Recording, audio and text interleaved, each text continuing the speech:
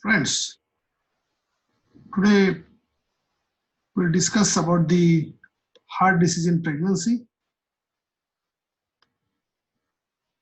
We always have a question on this as LAQ, or we always have one case also in the wards for your exams.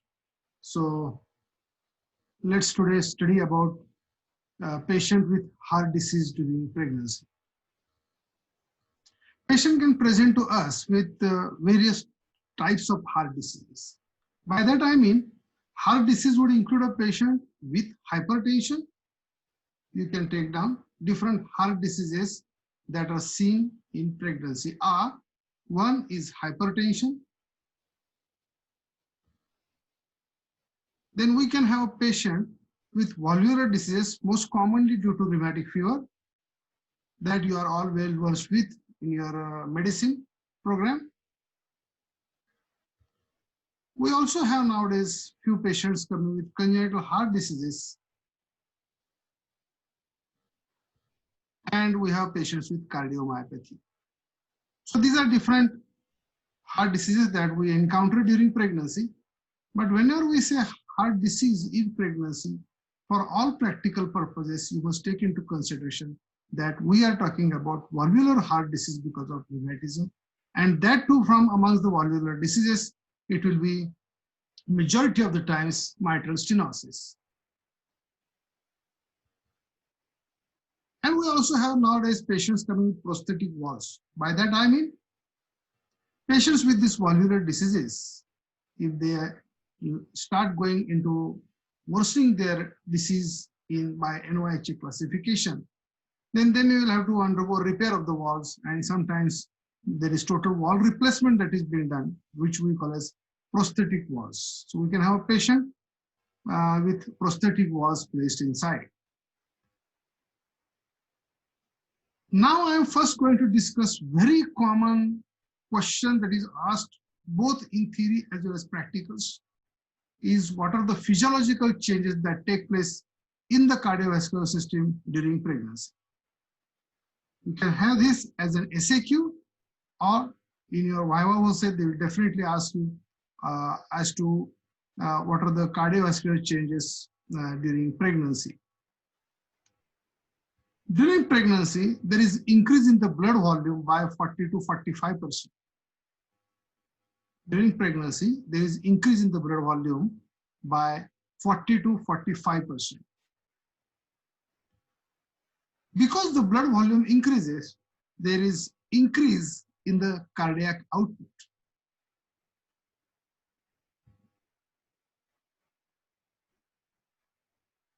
Remember, this increase in the cardiac output can be from 40 to 45%. It can raise to 60 to 100% when patient goes into labor.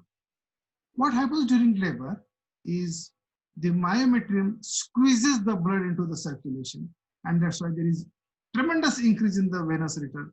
So there is tremendous increase in the cardiac output too. Sorry. Then during pregnancy, there is increase in the heart rate by 15%. The systemic vascular resistance, it reduces by 20%. Because there is reduction in the peripheral resistance, there is reduction in the blood pressure also by 10 millimeters of mercury. I repeat, the cardiovascular changes that take place during pregnancy. In blood volume, there is increase by 40 to 45%. Cardiac output increases by 40 to 45%, which increases to 60 to 100% during labor. Heart rate increases by 15%. Systemic vascular resistance is decreased by 20%. And this leads to fall in the blood pressure by 10 millimeters of mercury. All these changes are very well tolerated by a healthy heart. But a diseased heart, patient who already has heart disease, it will be difficult for her to cope up with these cardiovascular changes. And that's why these patients need special antenatal care. So this is about the changes in the blood volume. There are some anatomical changes also. As you can see in this X-ray, here there occurs what is called as splinting of the diaphragm. Diaphragm pushes the heart up and there is axis deviation of the heart. So this mimics like cardiac enlargement or cardiomegaly because there is straightening of the left heart wall. Along with that, there can be prominent pulmonary conus. So these changes mimic heart disease during pregnancy. So we must be aware of these anatomical changes during pregnancy. So coming back to anatomical changes in the cardiovascular system, one is heart is displaced to left and upwards. Heart is displaced to left and upwards, and this occurs due to elevated diaphragm. There is slight rotation in the long axis. This appears on X-ray as straightening of the left heart border, and as I showed you in the X-ray, prominent pulmonary conus may also be seen. And these changes mimic cardiomegaly. What are the clinical changes that take place because of the changes in the cardiovascular system during pregnancy? In normal pregnancy, I'm talking about, patient may feel dyspnea.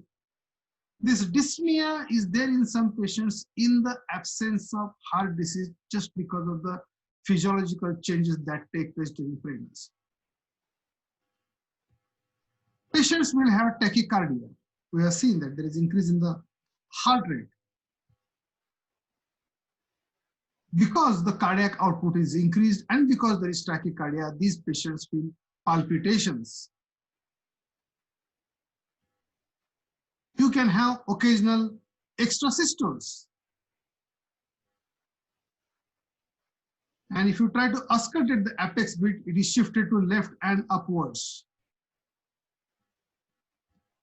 So with these changes, one may feel that the patient has a heart disease, but that's not so. In slides coming up, we'll discuss how to diagnose heart disease proper, because these changes can be there in normal pregnancy.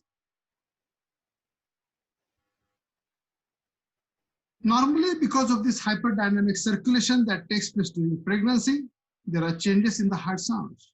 What are those changes? The first heart sound becomes loud. Then first heart sound gets split. And this split in the first heart sound is because the mitral wall closes earlier than the tricuspid wall.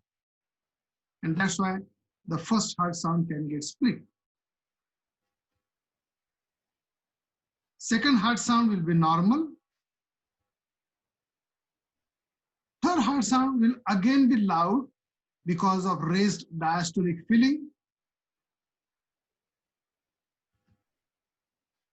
And this hyperdynamic circulation will lead to soft systolic murmur. This soft systolic murmur is usually mid-systolic.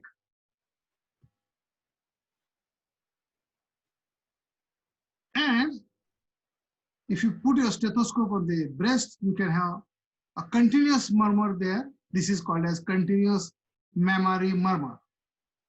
So these are the changes in the heart sound. I repeat, loud first sound, split first sound, normal second sound, loud third sound, soft systolic murmur, and continuous mammary murmur. You can take down this.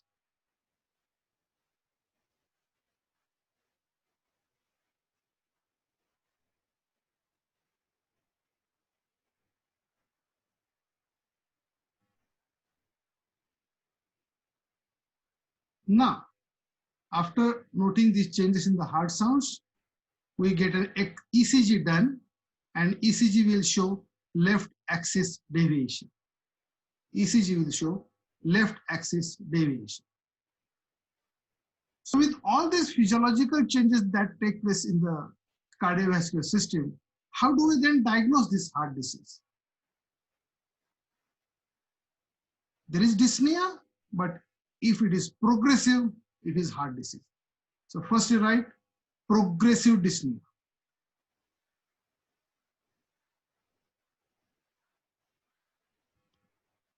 Then have a look at the jugular venous pressure. You'll find that it is raised JVP.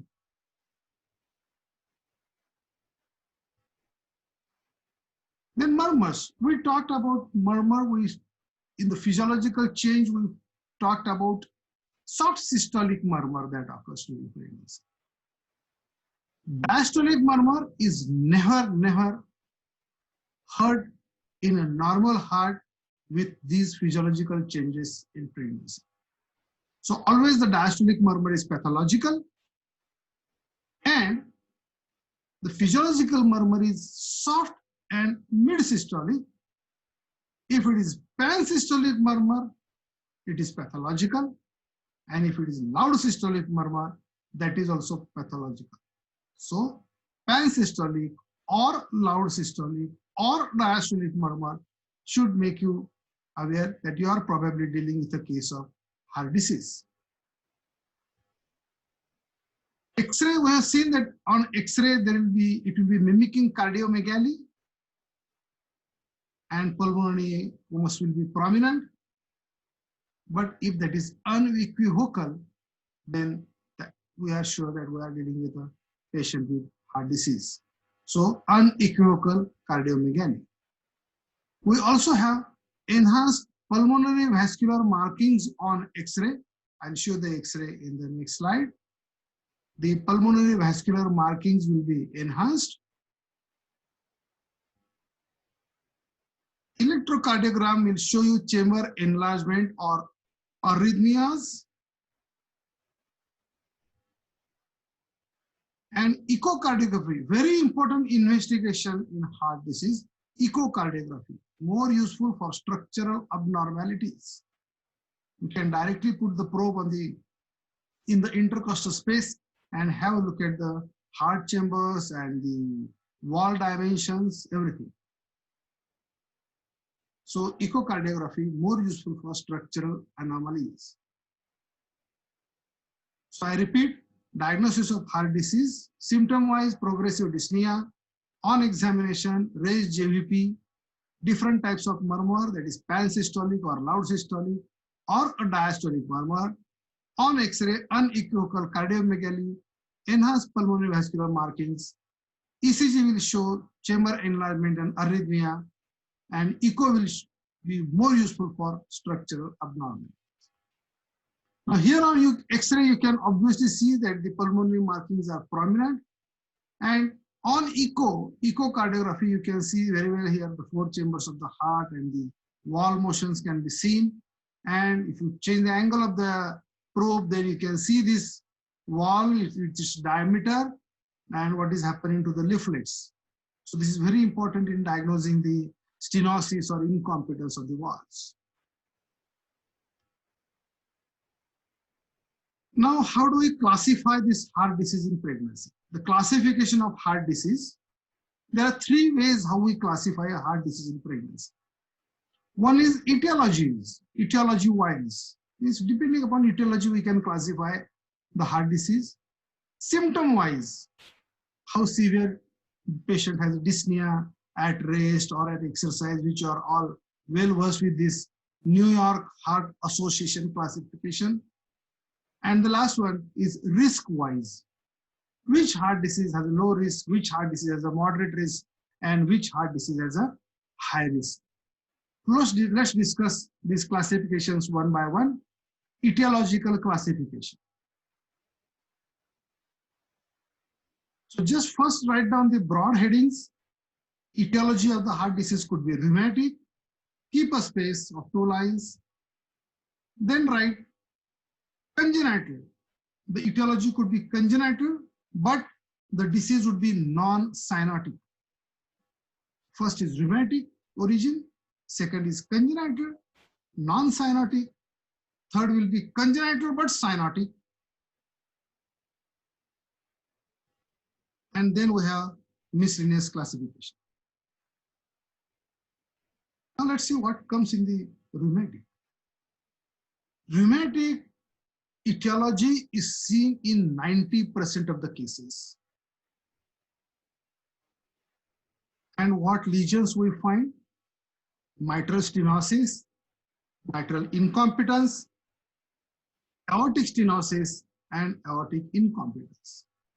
Let me tell you here, of all the cardiovascular diseases, rheumatic origin 90% of the patients have, and of this rheumatic, 80% will be having mitral stenosis. Next is congenital non-cyanotic. So what are the congenital non-cyanotic heart diseases? They are small ASDs and VSDs, that is atrial septal defect and ventricular septal defect. Minor degrees of pulmonary stenosis or coarctation of aorta. These could be non-cyanotic congenital heart diseases. I repeat, ASD, VSD, pulmonary stenosis, and coarctation of aorta. Congenital cyanotic diseases, Fallot's tetralogy and Eisenmenger syndrome. Next slide, I'll explain you what this Fallot's tetralogy means and what this Eisenmenger syndrome means. Just write down here, congenital cyanotic will be Fallot's or Eisenmenger. And then we have miscellaneous heart disease. The miscellaneous heart disease include mitral valve prolapse, which is abbreviated here as MVP, mitral valve prolapse. Then comes arrhythmias. Then we have cardiomyopathy. We have patients with ischemic heart disease, IHD. We have patients with hypertension.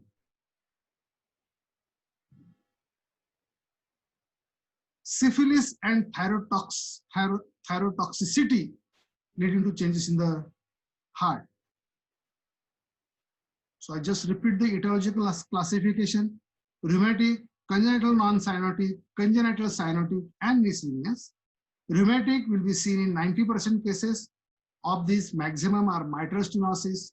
The other are minor mitral incompetence, aortic stenosis, or aortic incompetence. Congenital non-cyanotic diseases include ASD, VSD, pulmonary stenosis, and coarctation of aorta. Congenital cyanotic will include Fallot's tetralogy and Eisenmenger syndrome. And miscellaneous will include mitral valve prolapse, arrhythmias, cardiomyopathy, ischemic heart disease, hypertension, and syphilitic and thyrotoxic.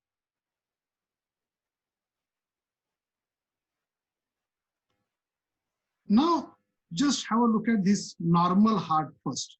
On your left-hand side, this is normal heart. You all work with that. It has 4 chambers, and this is the right atrium, this is the right ventricle, this is the left ventricle, this is the left atrium. From the right ventricle arises the pulmonary artery. From the left ventricle comes the aorta. Now, what happens in Fallot's tetralogy? Tetralogy is 4 things happen there. That's why it is called as tetralogy. First thing what happens here is there is ventricular septal defect, as you can see here. There is ventricular septal defect. Second thing, there is pulmonary stenosis. You can see the pulmonary artery here in the normal heart, and you can see in the pathological heart that there is a stenosis, pulmonary stenosis. That's the second thing. Yeah. Now, 2 more things are because of these 2 lesions, ventricular septal defect and pulmonary stenosis. Because there is pulmonary stenosis, this heart, right side of the heart, the right ventricle, has to work more to push the blood here, because it has to push again, work against this stenosis. And that's why there is a right ventricular hypertrophy. So you can take down in Fallot's tetralogy, there will be ventricular septal defect, VSD1. Second, pulmonary stenosis.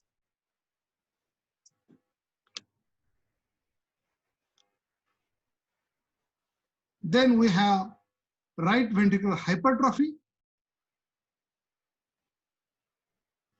And then there is what is called as overriding of aorta. I will explain you what overriding of aorta means in the next slide. Have a look at this healthy heart here on left side. You have the right atrium, blood coming into the right ventricle, blood going through the pulmonary artery. Left side, left atrium, blood coming into the left ventricle, from left ventricle, blood going to the aorta. And this is an intact intraventricular septum. What is coarctation of aorta? This is the aorta, and it opens in such a way that part of it is exposed to the right ventricle and part of it is exposed to the left ventricle. That is called as coarctation of aorta. So, sorry, overriding of aorta. So, in overriding of aorta, part of the aorta is exposed to the right ventricle and part of the aorta is exposed to the left ventricle. That is what happens in phallostetrology. Take you back there. Phallostetrology, ventricular septal defect, pulmonary stenosis, right ventricular hypertrophy, and overriding of the aorta. And what happens in Eisenmenger syndrome? In Eisenmenger's, there is large VSD. So there is total mixing of the oxygenated and non-oxygenated blood. Because there is total mixing of the non-oxygenated blood, these patients also have dilated pulmonary artery. And then what happens? As this pulmonary artery goes towards the lung, the wall of the pulmonary artery gets thickened. When the wall of the pulmonary artery gets thickened, the lumen gets narrowed, and that is pulmonary stenosis. And this pulmonary stenosis leads to pulmonary hypertension. So that's very bad for these patients, pulmonary hypertension, and that's why Eisenmenger syndrome is to be taken very seriously. Now, this NYHA classification, you all are well versed with this. Class 1 is uncompromised state. Class 2 is slightly compromised. Class 3 is moderately compromised. And class 4 is severely compromised. Class 1, this patient is very comfortable in doing routine work. New York Heart Association classification, class 1 is patient is comfortable in doing routine work.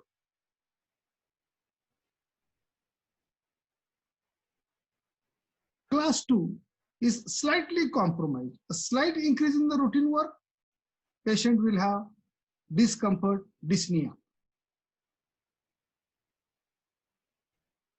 In class 3, even routine work, patient will be symptomatic.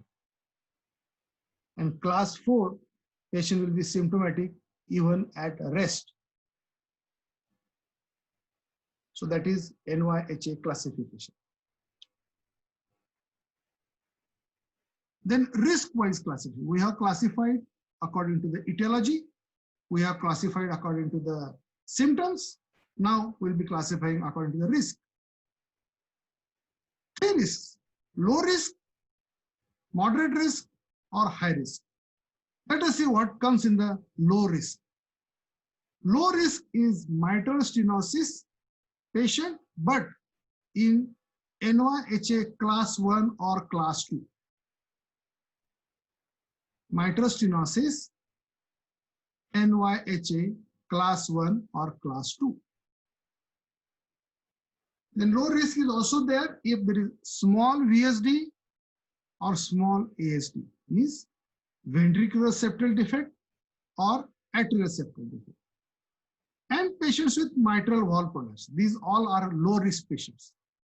Mitral stenosis, NYHA class 1, class 2, small VSDs, ASDs, and mitral valve prolapse.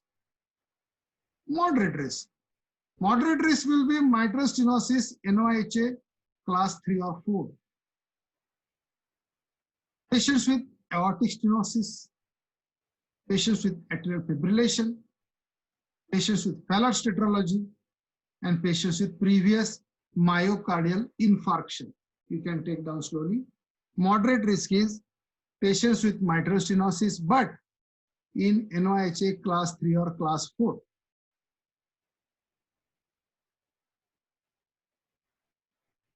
Then patients with aortic stenosis. Then patients with atrial fibrillation.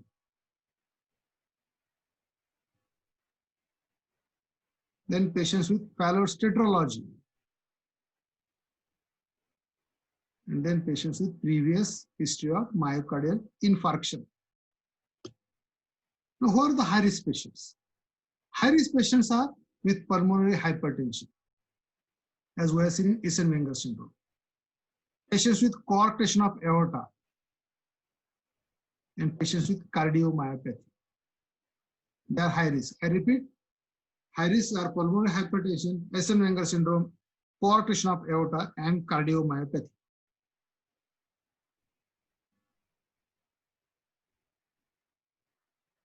We have seen the anatomical changes in the Fallot's tetralogy. We have seen the anatomical changes in the Eisenmenger. Let us see what is the aorta, what happens in coarctation of aorta. I'll show you the picture later on. Now let's study what are the effects of pregnancy on heart disease and effects of heart disease on pregnancy. Both are going to worsen each other. By that I mean, if the patient was not pregnant, she would have tolerated her routine activities and her life would be peaceful. Why she becomes pregnant? Because of all the physiological changes which we have seen that occur in the cardiovascular system, her heart disease worsens. So let's see the effect of pregnancy on heart disease. It can lead to congestive cardiac failure because of increased cardiac load. Congestive cardiac failure. Next thing that can happen, they are very prone for infection during pregnancy, so that can lead to bacterial endocarditis. Bacterial endocarditis.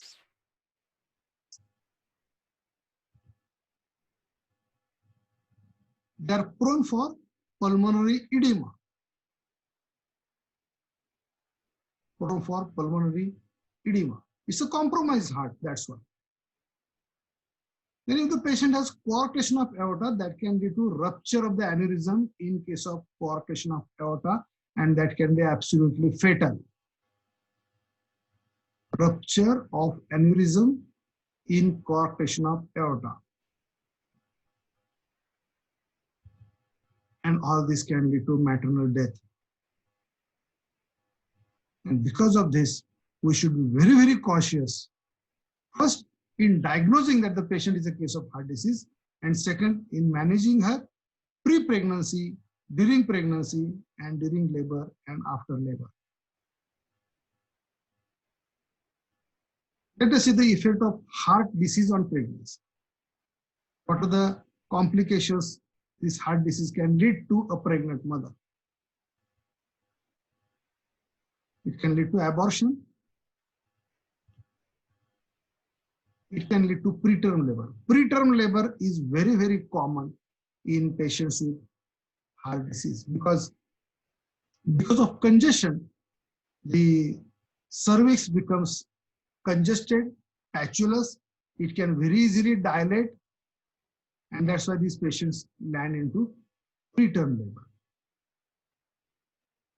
Then, because of the compromised blood supply to the placenta, it can lead to intrauterine growth restriction.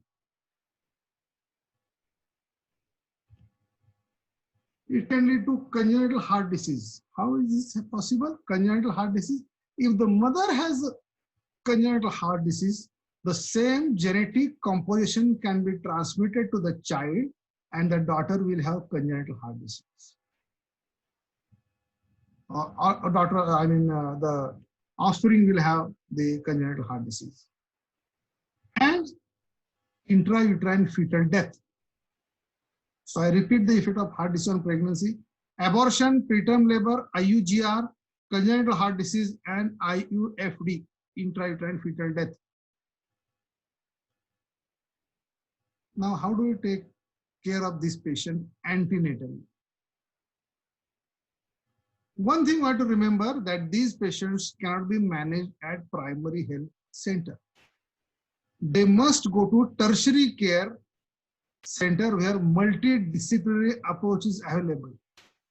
we have to take the help of cardiologist in managing these patients, because trimester wise they will show changes in the cardiac status, and every time we will have to critically monitor her drug therapy and change accordingly. So first thing we have to write is patient must take antenatal care in a tertiary care or a multidisciplinary hospital. Then antenatal follow-up is totally different as compared to normal. Normal patients, we say that you come at every monthly visit up to 28 weeks, and thereafter every 15 days till 36 weeks, and 1 week thereafter till deliver. But these patients who are high risk, like heart disease, they must be seen every 15 days till 30 weeks. So antenatal visit will be every 2 weeks till 30 weeks and weekly thereafter.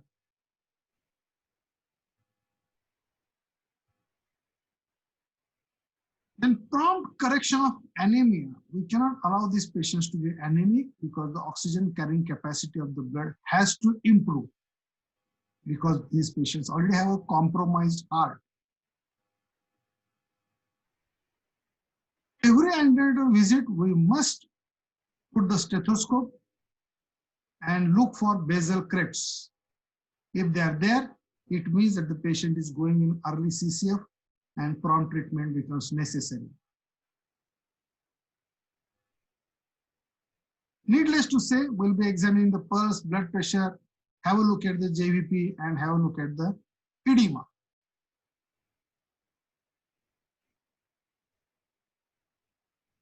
Blood pressure, pulse, JVP, and edema at every visit.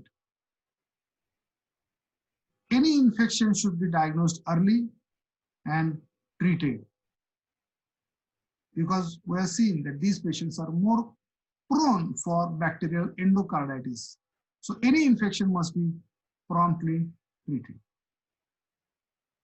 And you all know about this benzathine penicillin prophylaxis these patients should receive. Antenatal fetal surveillance, as in any other case, to know whether the fetus is growing well or not. So I repeat, the antenatal care in patient with heart disease, it must be in tertiary care center with multidisciplinary approach, involve cardiologist. Visit should be every 2 weeks till 30 weeks and weekly thereafter. Prompt correction of anemia. Look at the basal crests at every visit. In general examination, look at the pulse, blood pressure, JVP, and edema. Any infection must be diagnosed early and treated effectively. These patients should receive penicillin prophylaxis, and as in any antenatal patient, antenatal fetal surveillance is mandated. What are the indications for hospital admission?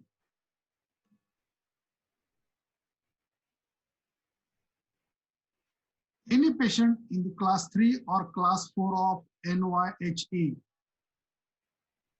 class 3 or class 4 NYHE, that is on slight exertion or even at rest, these patients are dyspneic.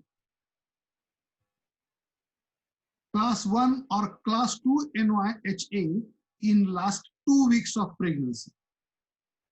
Class 1 or class 2 NYHA in last 2 weeks of pregnancy. Then any patient with congestive cardiac failure or endocarditis or anemia, admission is mandatory. CCF, endocarditis, or anemic patient. Any patient who presents with cough, dyspnea, or basal crest should also be admitted. Cough, dyspnea, and basal crest. Patients with pulmonary hypertension need admission.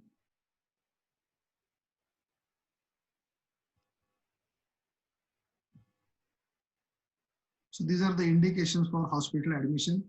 Class 3 or 4 NYHA, class 1 or 2 NYHA in last 2 weeks of pregnancy, patients with CCF, endocarditis, or anemia, patients who have cough, dyspnea, or basal crest, and patients with pulmonary hypertension.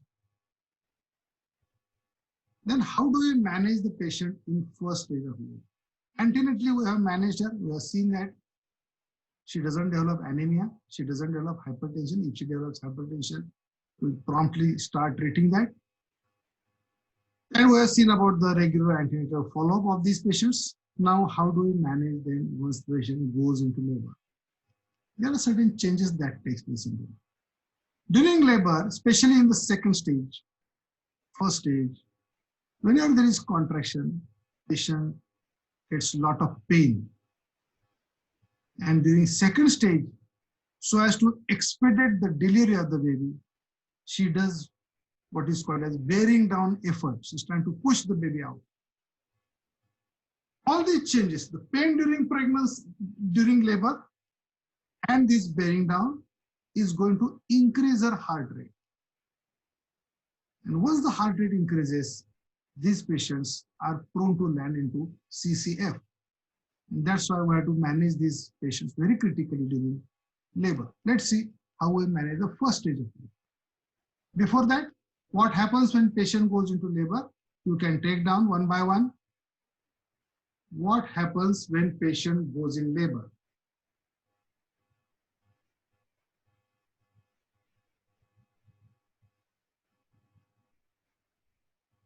As I told you earlier, there is increase in the cardiac output by 40 to 45% normally, but during contraction, it can increase to 60 to 100%. So first thing that takes place is during every contraction, there is 60 to 100% increase in the cardiac output. This is exaggerated by tachycardia, which is because of pain. This is exaggerated by tachycardia, which is because of pain.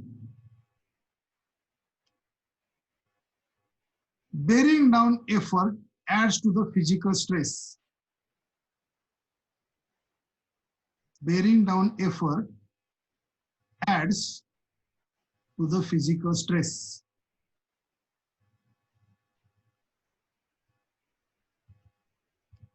So these are the changes that happen in labor. I repeat, there is increase in the cardiac output by 60 to 100%. There is tachycardia and there is physical stress. So what you must do, first is start oxygen to this patient. And now she has pain, so I have to reduce the pain. So how do we reduce the pain? To reduce the pain, we can give what is called as epidural analgesia. So in the back, you palpate the spine and between the two vertebrae, try to reach the epidural space and we inject xylocaine there. With this, the pain sensation will go. It will not interfere with the bearing down effort. It will not interfere with the contractions of the uterus. It will not interfere with the fetal well-being. So this is the best type of analgesia that we can give to any pregnant patient, especially one who is with heart disease, is epidural analgesia, which is given for pain relief. So how do we manage first stage of labor? We give semi-recumbent position. We do not allow the patient to lie flat on the labor table because the gravid uterus is going to compress the inferior vena cava, interfere with the cardiac rhythm. Plus, the diaphragmatic splinting is going to make patient little breathless. So, use semi-recumbent position. As we have seen that these patients are prone to land into congestive cardiac failure, what we must do is avoid IV fluids. Or if at all we need to give these IV fluids, we have to restrict the administration to 75 ml only per hour, not more than that. If we want to maintain the hydration and the electrolyte balance, if the patient is not taking orally, then we have to restrict the IV fluids to 75 ml per hour. Then nasal oxygen must be administered. all throughout the labor, 6 hours, 8 hours, whatever. Usually the duration of labor is short, I will tell you, because of the pelvic congestion. The babies are small, so these patients usually deliver vaginally very nicely. But all throughout, we must give oxygen supplementation. Then epidural analgesia for pain relief and careful monitoring of the patient. I repeat, semi-recumbent position, restriction of IV fluids, oxygen supplementation, pain relief by epidural analgesia, and careful monitoring. All these patients with heart disease. See, whenever I'm saying heart disease, 90% of the times I mean rheumatic heart disease, unless specifically mentioned. Or 100% times I mean a rheumatic heart disease, that too mitral stenosis, unless mentioned specifically. And these patients are prone for infection and bacterial endocarditis. So during labor, prophylactic antibiotic administration is mandatory. We can give either ampicillin 2 grams or ceftriaxone 1 gram. The antibiotic given is either ampicillin 2 grams or ceftriaxone 1 gram. Then, when the cervix fully dilates, the patient is trying to scream and bear down and try to get the baby out. We must tell her, you don't bear down, don't exert physically. But then how is she going to expel the baby if she's not going to bear down? We can use these two beautiful instruments. We can use either forceps as seen here, forceps application which will help deliver the baby, or we can use vacuum cup. Negative pressure is created here, which is applied to the fetal head, and during uterine contraction, we can pull that vacuum cup and the head will deliver. So second stage, usually patient has quick delivery because of the small size of the baby and congested pelvis. But if the second stage lasts more than 30 minutes, we should be liberal in using forceps or vacuum to aid the delivery of the baby.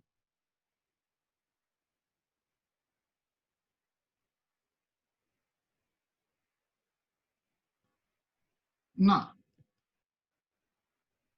third stage is very important for management. Let us see what happens in third stage and early period. What changes take place? Blood from the uterus is squeezed into the circulation. Once the baby has delivered, the uterus retracts, releases the placenta, and whatever the blood was there in the myometrial vessels, it is squeezed into the circulation, increasing the cardiac load. So naturally, patients are prone for CCF. Then the compression effect of the uterus on vena cava no more exists. During pregnancy, this uterus was compressing the vena cava, restricting the venous return. Now, the uterus has become small, so no compression of the vena cava, so cardiac return is increased, again making these patients prone for congestive cardiac failure, that is CCF. And in addition to this, in first 2 weeks after delivery, the extravascular fluid is mobilized into the circulation and peripheral resistance increases. Please take down. In first 2 weeks after delivery, extravascular fluid, all these patients become edematous during pregnancy. Extravascular fluid is mobilized into the circulation.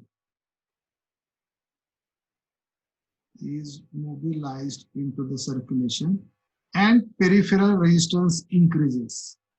These are the changes which take place in the third stage and early period. And all these changes can lead to cardiomyopathy. So how do you take care of all these changes and prevent our patient landing into trouble? We usually give oxytocin 10 units intramuscularly, and this is avoided in patients with aortic stenosis or patients with left to right shunt. This oxytocin is given to minimize the blood loss.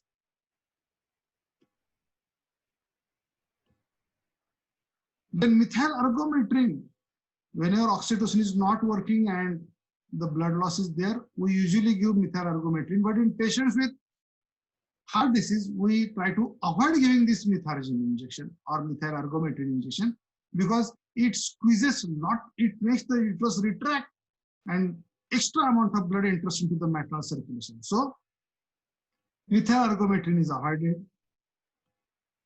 Prostaglandin injections are also avoided. Injection prostaglandins are also avoided because we don't want to increase the maternal cardiac return. The blood volume we don't want to increase. Yes, to keep the uterus well retracted for a long time, you can safely use these misoprostol tablets, which are kept per rectally, 800 milligram. Misoprostol 800 milligram per rectally is preferred. And in fact, little blood loss is favorable. Little extra loss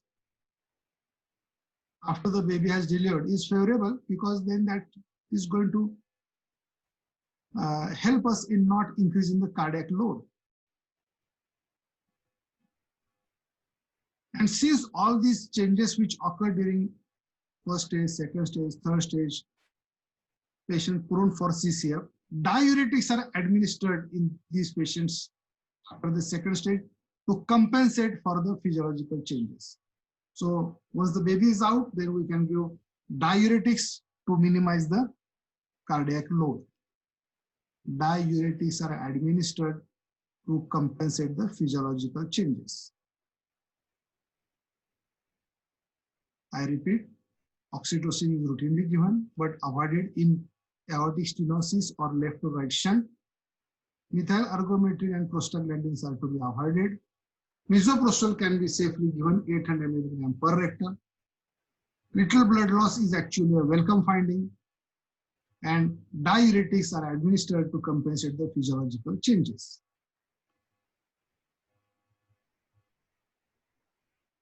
Now let's see the puerperium. There are some golden hours during which patient is prone to land into CCF, and we have to take certain measures in these golden hours to avoid patient landing into congestive cardiac. Maximum cardiac load is by 32 weeks. One, please take down. Maximum cardiac load is by 32 weeks. Second, in labor. Third, immediately after labor.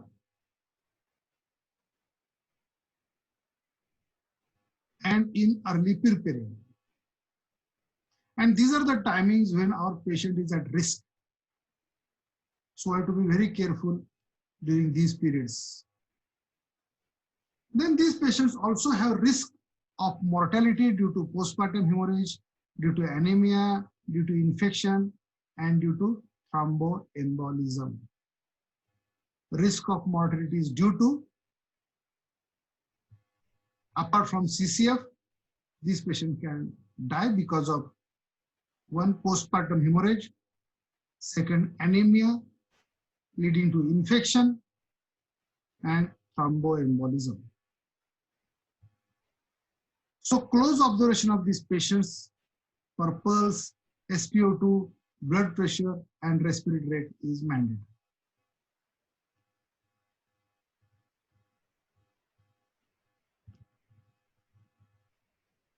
And in puerperium, the breastfeeding is allowed for all cases except those patients who are in failure. Breastfeeding is allowed except in patients who are in failure. Now, we have to control our population. So contraceptive advice has to be given to these patients. And you know all the different contraceptions. What contraception you know? You can leave one line below these.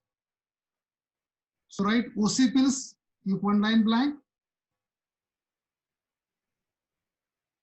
If in patients, we can advise either OC pills or intrauterine contraceptive device, IUCD, or progesterone only pill,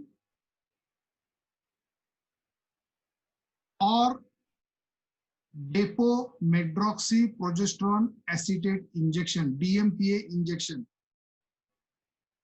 Depomedroxyprogesterone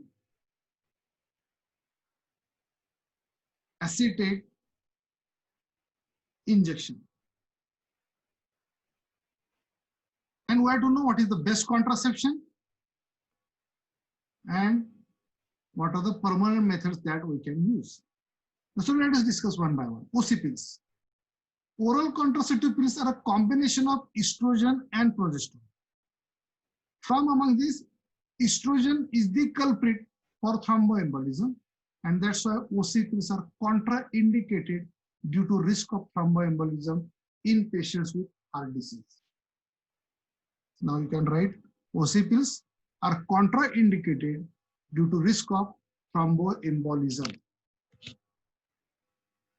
Then IUCD. We are concerned that IUCD placed in the uterus, it can lead to infection there, and we don't want any infection in our patients. So IUCD can be inserted provided strict aseptic precautions are followed. IUCD can be inserted provided strict aseptic precautions are followed.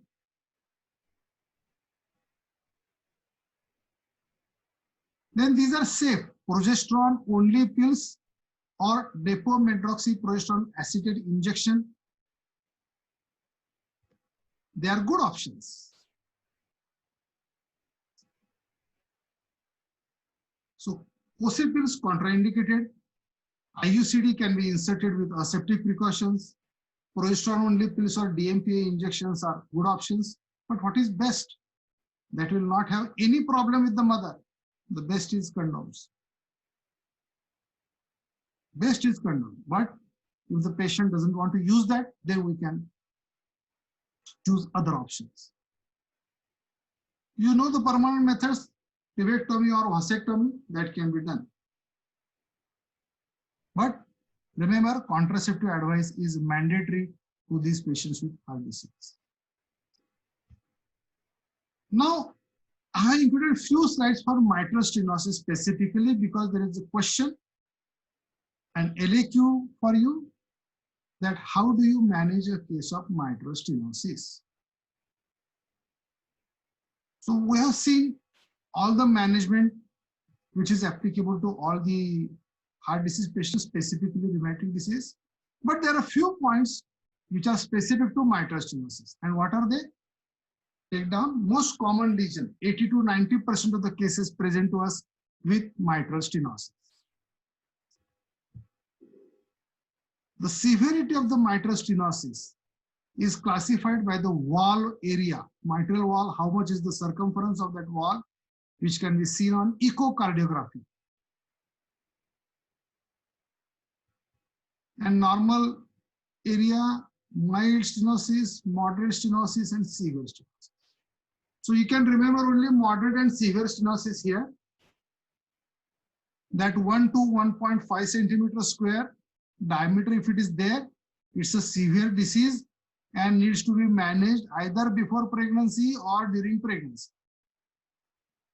So I talked about antenatal, prenatal care before pregnancy.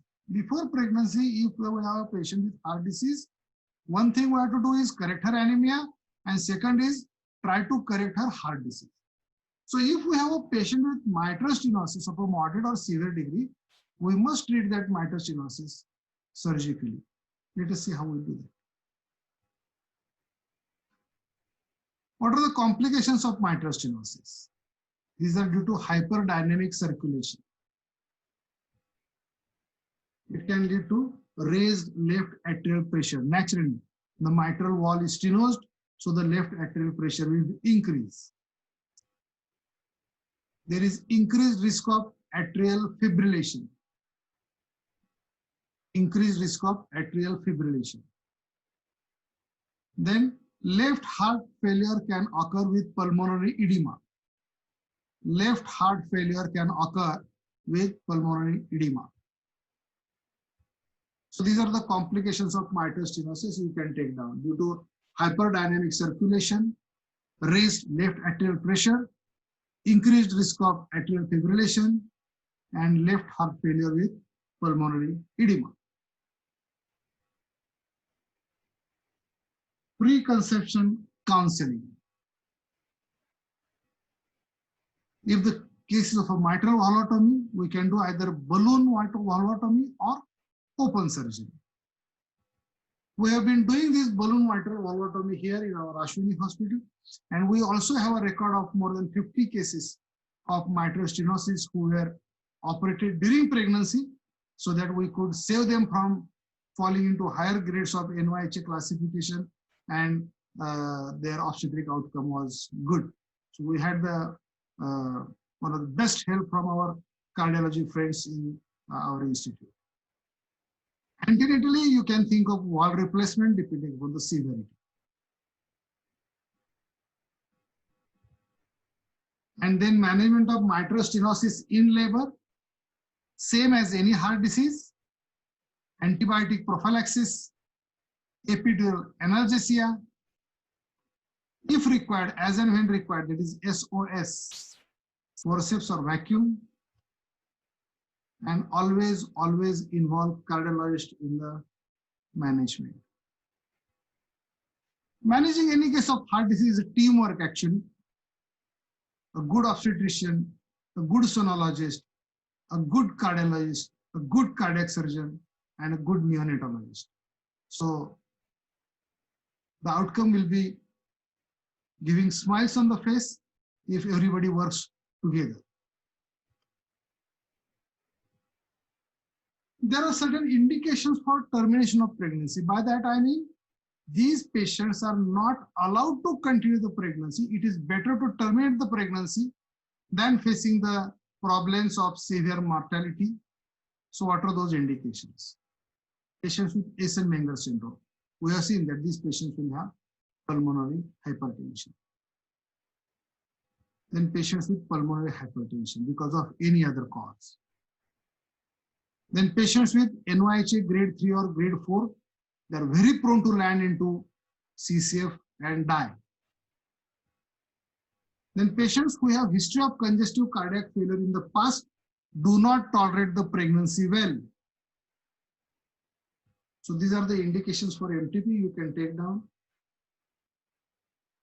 Eisenmenger syndrome, pulmonary hypertension, NYHA grade 3 or 4, or history of congestive cardiac failure in the past.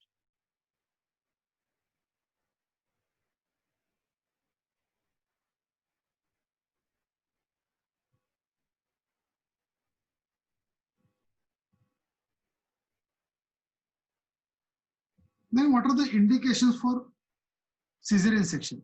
Any obstetric indication will be indication. Like suppose there is it's a breech presentation, transverse lie, cephalopelvic disproportion, fetal distress. Yes, these are all obstetric indications. But what are the specific cardiac lesions where you will not allow these patients to go into labor?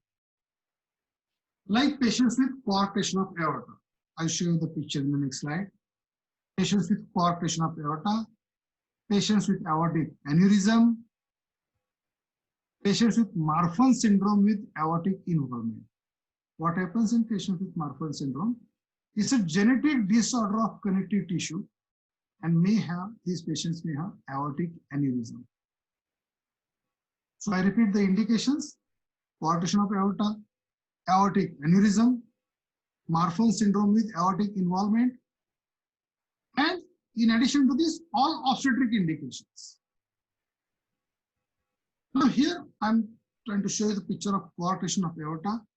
You can see this aorta coming out of the left ventricle, and there is a stenosis here. This defect is called as coarctation of aorta. Because of this, there is chance of large aneurysm here, and it can rupture and patient can die. So my dear friends, whenever you have gone through this lecture of mine, And if you have any queries, then you can WhatsApp me. I'll be happy to answer those queries.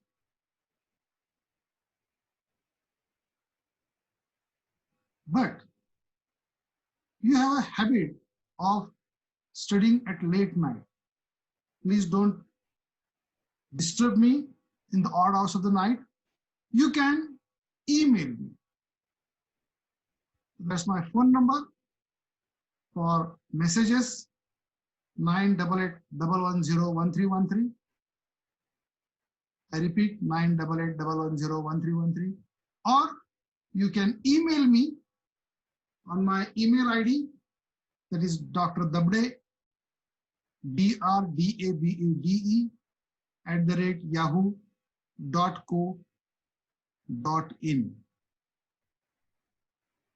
Thank you very much for listening and happy learning.